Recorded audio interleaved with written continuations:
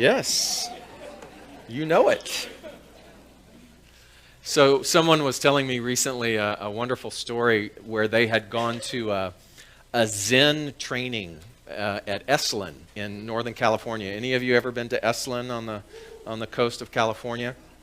And so they were there for this week-long workshop, and the Zen master's topic was the Zen of archery. And he had brought them out to the cliffside, and he had placed a very large, bow and arrow in the bullseye there, and the bullseye was facing right on the cliff by the water. And he had them all behind him, and he took his bow and took his arrow, and he readied himself. And it was very ceremonial. Took deep, deep breaths, and you could almost feel the meditation and the pull of the string. And on this very deliberate exhale, he released the bow, and the bow flies. The arrow flies, and it's going straight towards the thing, and then it goes over straight down into the water over the cliff. And all of the students around the Zen master were like, "Huh?" And so they just stood there because they didn't know how to respond. And then the Zen master goes, "Bullseye!"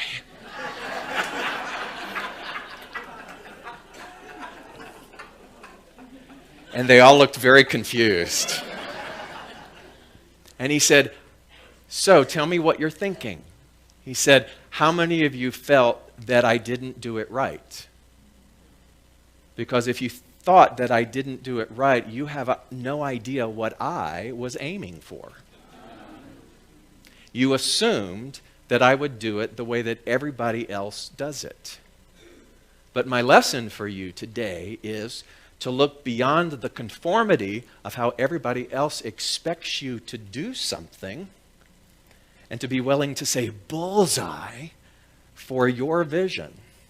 And he said, "You must be prepared that no one else might be able to see what it is that you see. And because of that, because of your line of vision, others might call you delusional." I love that word, delusional. And so I went on a wonderful exploration about the term delusional to see what that actually means, because I'm all about polarity. And so I love that maybe there's a different reality to delusional, right? So what do we know about delusional? That you're certifiable, you're crazy, and you're mentally ill. However, in looking up something, I found this wonderful article, and it said, delusion very well could be the energy of expansiveness. I love that. Call me delusional. So when you connect with this energy, you will likely feel emboldened. You will probably find yourself focused on the vision you have for yourself, even when your vision seems slightly or hugely out of reach.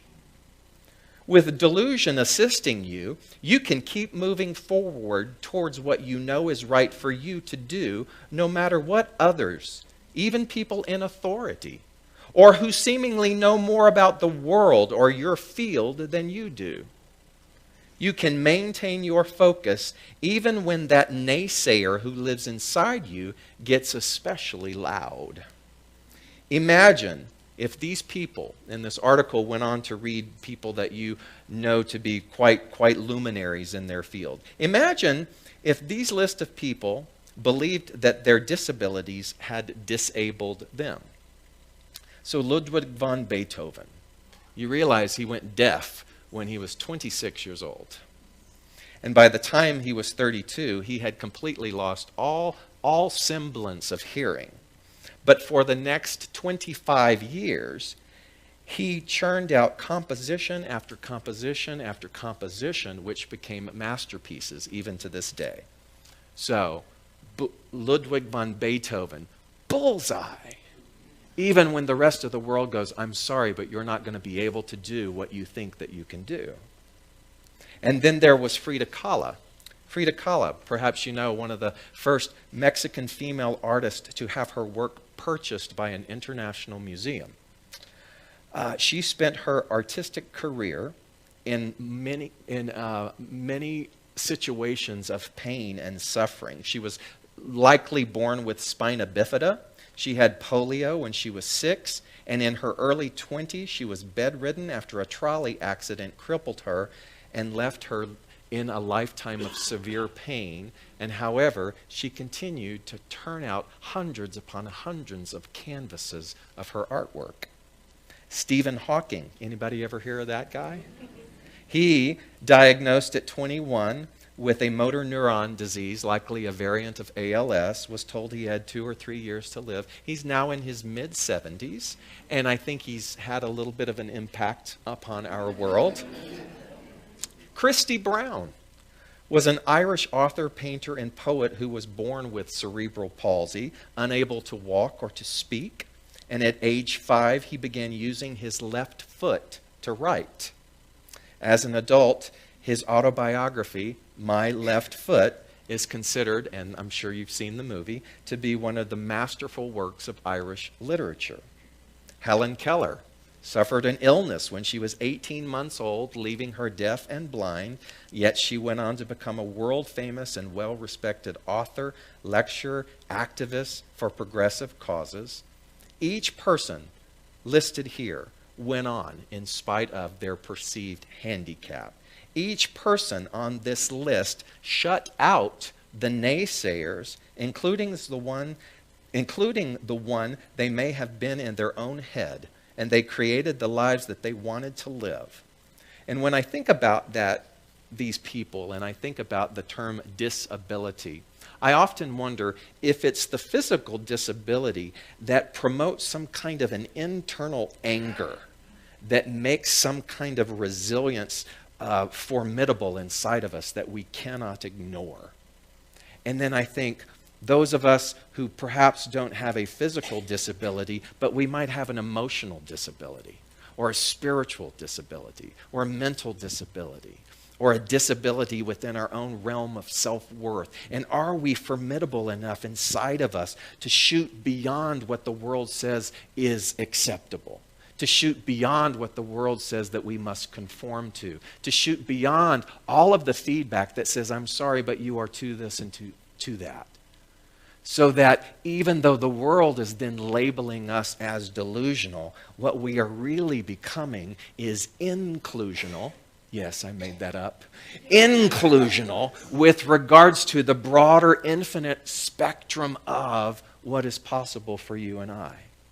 You see, that Zen teacher knew all along that what he was going to do was to offer them an example of how, without even realizing it, that we automatically fall into the assumption of what is normal, what is practical, and what is good by what the world dictates. When you move beyond that, people are going to call you delusional. And is that true?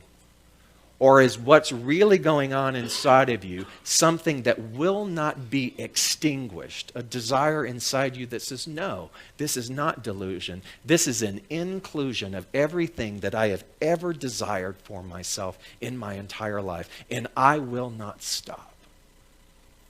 A funny thing happens when we start talking about these kinds of things. Particularly when you start to list names of people that we're very familiar with who have done extraordinary work, who were ordinary individuals in their physical capabilities, but they did extraordinary things. And the funny thing about it is, we all sit here in this collection of energy and we begin to compare. And that's not what this is about.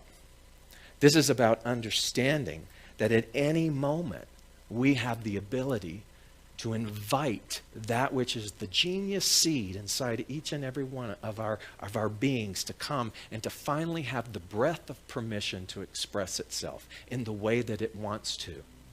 There is no time frame to that. There is no too late for that. There is no too poor for that. There is no too disabled for that. There is no too anything that can extinguish what you and I desire to do that is beyond what the world says is acceptable.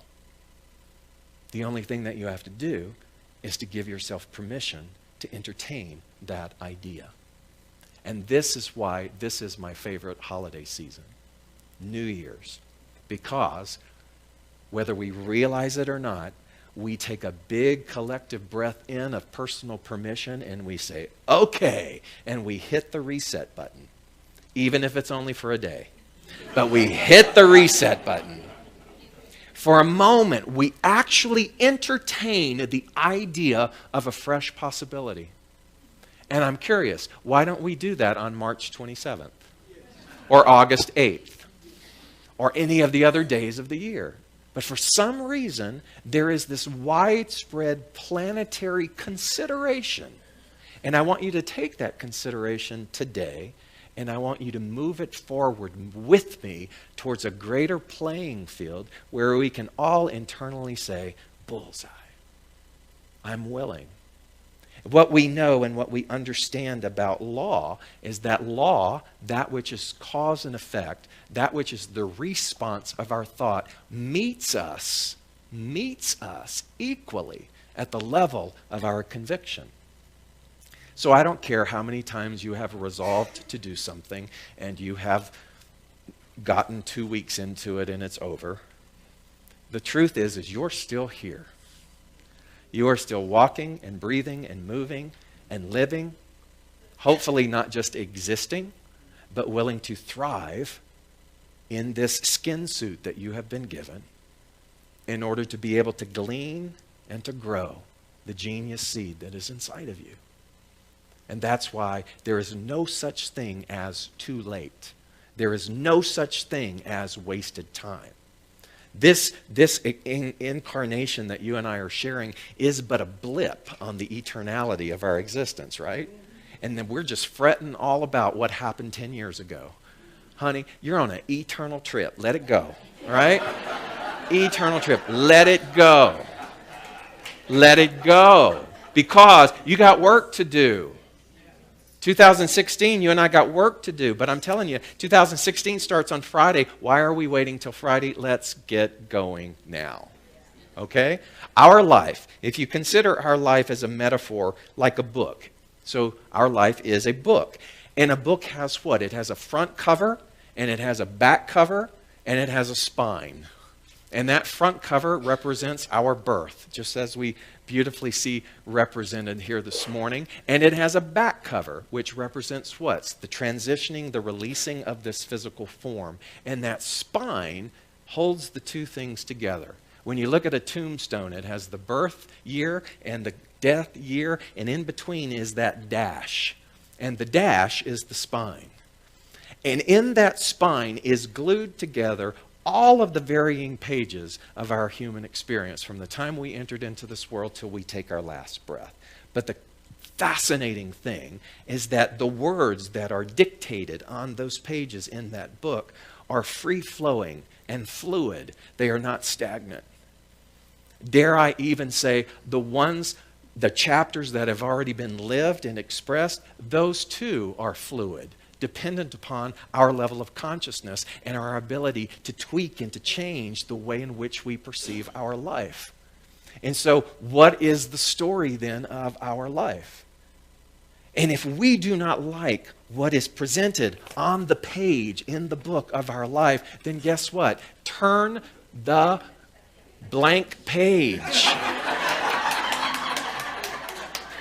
Turn it.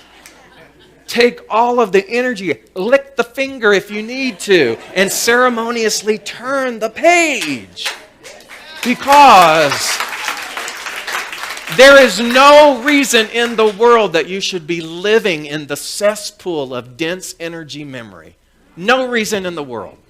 None whatsoever. Because you have within you the power, the invitational power that's saying, come on. Take that bow and arrow and shoot it far beyond what is expected. Not to show people, not to be grandiose about it, but to meet your soul's assignment and say, I hear you. And I'm willing to play. We're all going to die. We're all going to have the back part of the book. But between now and then, let's get busy. Let's get busy. So in this metaphor of the book as our life, then what we get to see is that we can turn the page I found this beautiful quote by a writer named Allie McLaughlin, and she said, "Our life always expresses the result of our dominant thought. It is an adventure. It is a storybook with each chapter a new tale, an unknown ending to await, and filled with hope to triumph over all dismay. Wish for courage to turn the page and to live to conquer the chapter that is waiting to be written inside of you." So when we turn the page, number one is you have to be willing to leave behind regret. What is regret?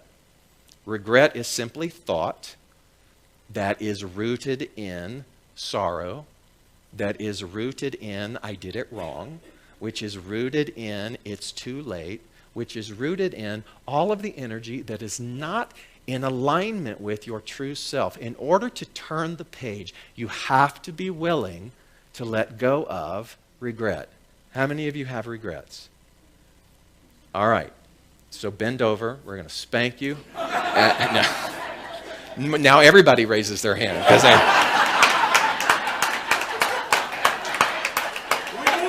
yeah, I know.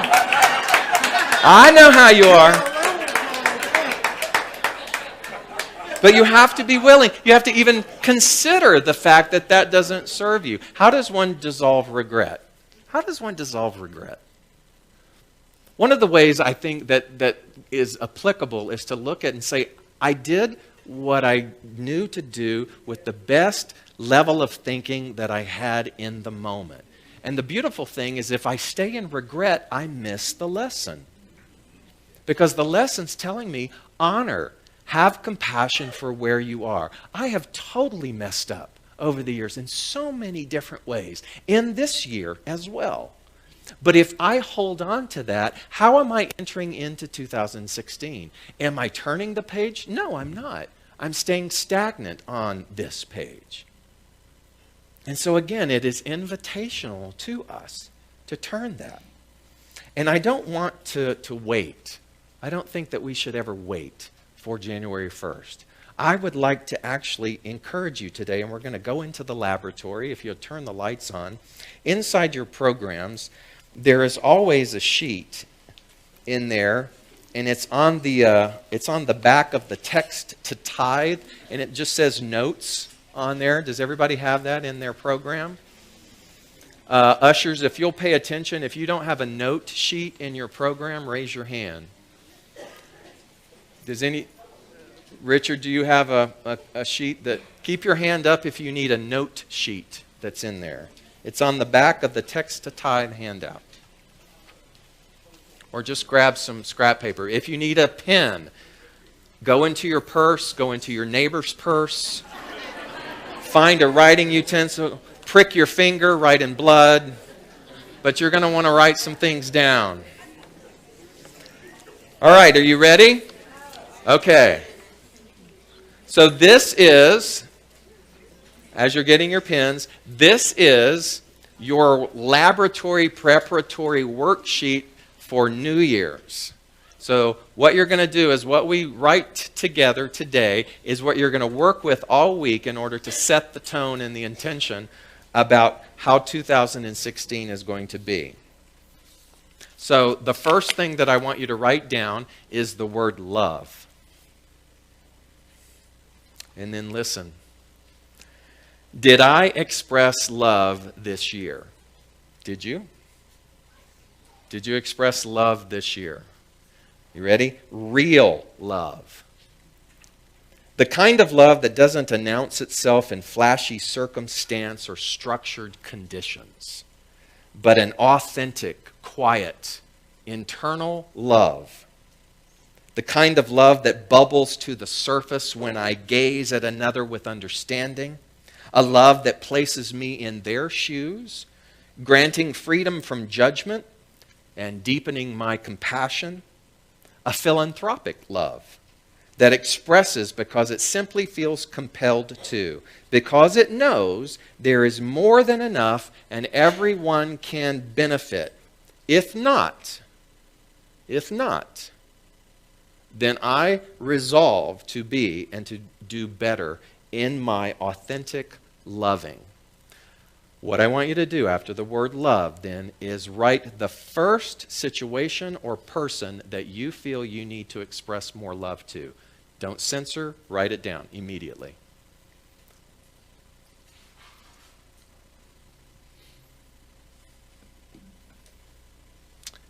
The next word is forgive. So you can write the word forgive down. Did I forgive this year? Really forgive. You know the difference between forgive and really forgive. We got surface forgiveness and depth forgiveness. The kind of forgiveness that cracks open my heart, peeling away one more layer of my righteous indignation, thus allowing my soul to breathe. The kind of forgiveness that loosens my clenched fist held high at a situation so that I don't enter into the next one with guarded mistrust.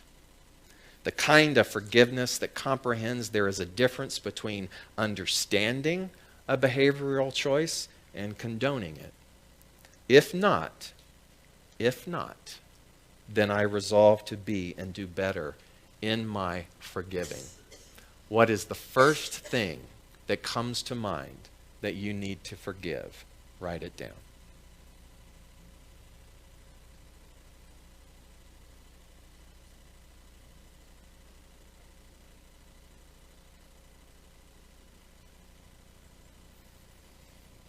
Write the word stop.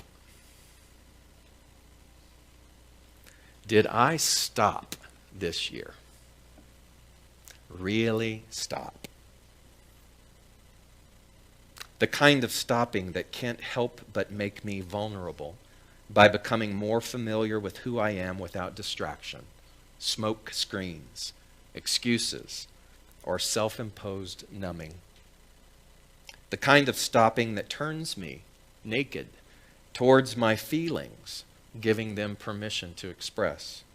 No right or wrong. A stopping that simply lets me hear what I need to hear so that I can live more effectively. If not, then I resolve to be and do better in allowing myself to stop. In what area of your life do you either need to stop or make space in order for yourself to be able to at least hear and relax for what is next for you? Write the first thing that comes to your mind.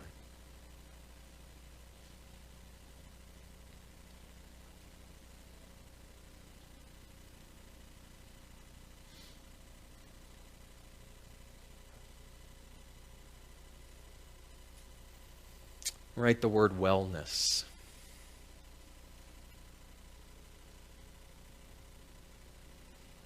Did I seek wellness this year? Real wellness. The kind of wellness that requires me to be fully conscious of what I put in my body. I don't know about that sentence after this week, but the kind of wellness that requires me to practice what I preach when it comes to self-love, while understanding that the power to dissolve poor habits starts by simply choosing to change. Wellness that says, this is the only body you've got. Treat me with respect.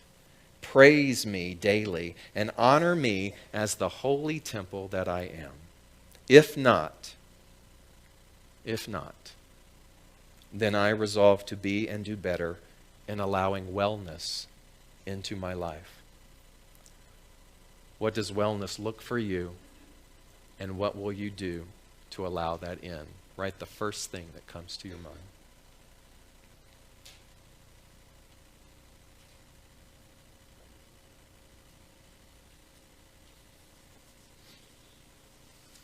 Write the word play.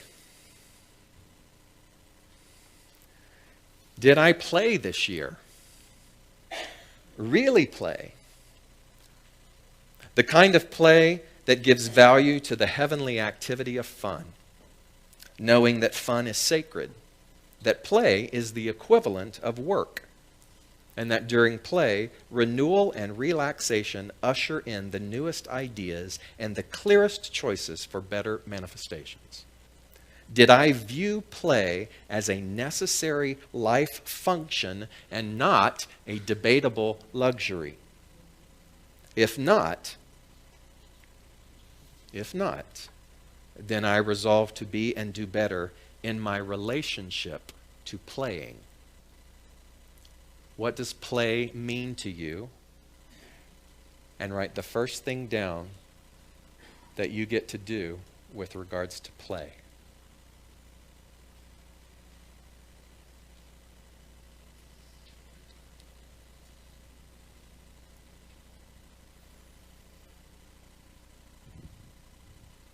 Write the word goal.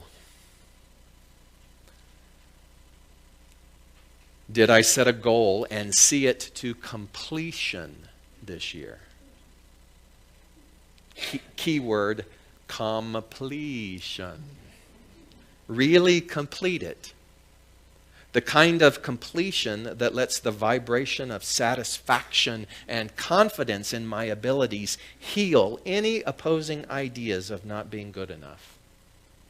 Did I honor my life and its sacred purpose by utilizing my time with forward thinking and letting my mistakes be motivators, not antagonists? Did I dissolve my insecurities and procrastination by understanding that my untapped genius has but one mode of expression, and that is through idea, thought, word, and action? If not, then I resolve to be and do better in setting and completing my goals. We have many goals. The first one that pops into your head, write it down.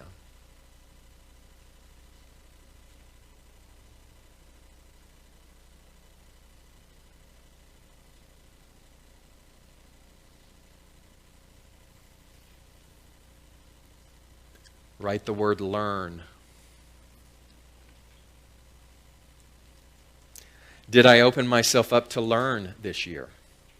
Really learn. The kind of learning that entices me to enroll in being a student of life with thirst and enthusiasm. Did I set an intention for uncovering more of my potential, letting divine intellect eat from my plate and stepping deeper into the waters of wisdom? Did I open a book, take a class, study a language, learn an instrument, write a poem, visit another culture? Did I learn to surprise and thrill myself with the infinite capacity I have to master more than I thought that I could? If not, then I resolve to be and do better on my personal path of learning. What is it that you long to learn that is calling for you, that you have been procrastinating? Write that down.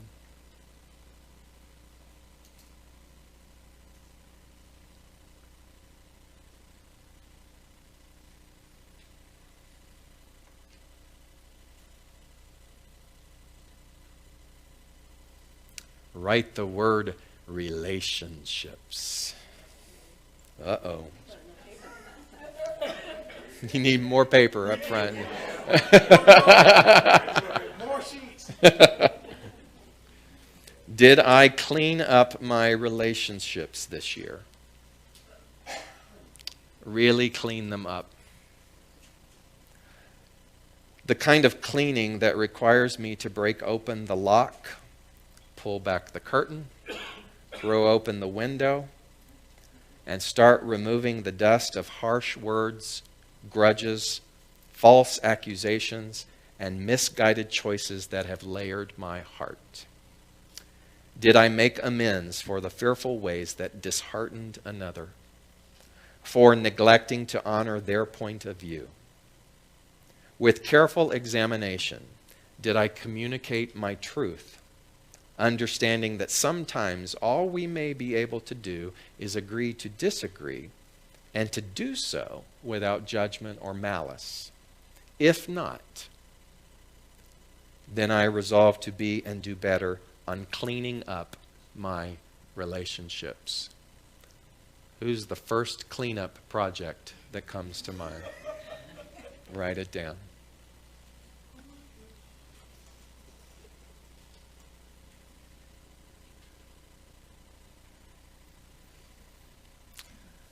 Write the word share and not C-H-E-R, as first service asked. But share as in S-H-A-R-E.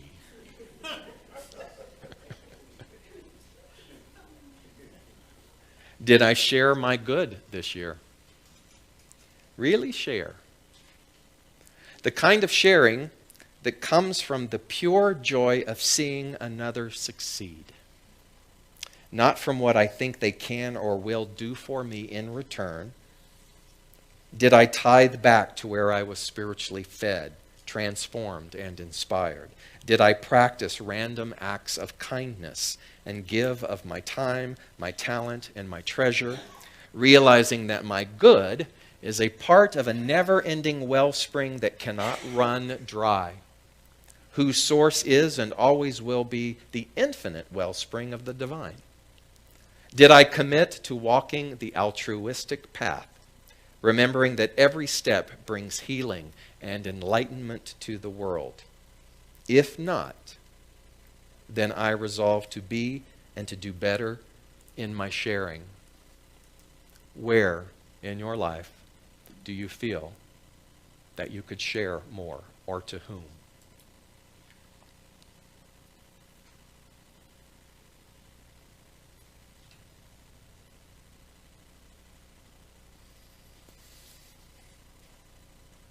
And the last word is pray.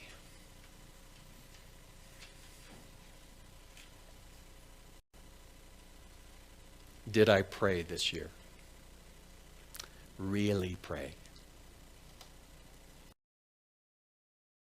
Prayer that is spoken, I love this, not to God, but as God. Prayers that affirm rather than beseech, are pregnant with knowing rather than bloated with doubt. Did I make my everyday activities a prayer, realizing that every thought I think carries with it the responsibility of an effect on the world?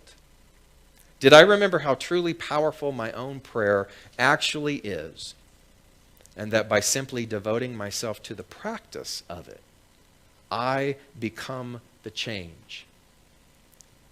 Did I remember that my prayer takes what I seek and introduces it to me, the seeker?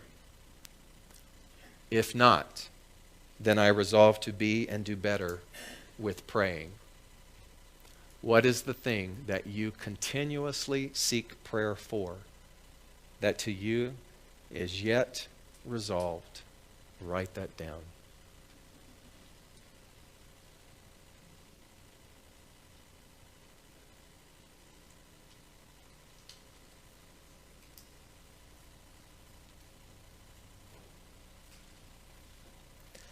Did I do all of these things because deep down inside, I fully understand how precious I am, and that these activities will help me to see that I am held in the light as a perfect idea? Did I remember that I have been perfectly conceived and am always held in the perfect mind of God as perfect being? Did I know that there is nothing that I can ever say, nothing I can ever do that will separate me from the love of God? If for any reason I forgot my divinity this year, then I resolve to be and to do better in my knowing of it, to fully understand and embody the truth that it is done unto me as I believe. And I believe in the power of good, of God, for me, for you, and for all. And so it is. Hi, I'm David Ault, and I simply want to say thanks. Thanks for taking the time to watch our broadcast here at Spiritual Living Center of Atlanta. We have a vision And that vision is to reawaken all to their spiritual magnificence. And one of the ways that we are able to do that is through this very medium of broadcasting.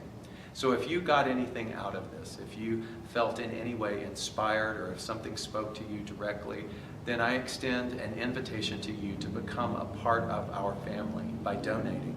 And there are many ways in order for you to be able to do that. One is to simply go to our website at slca.com, and there you will find all different kinds of prompts that will help you support what it is that we are doing here in Atlanta.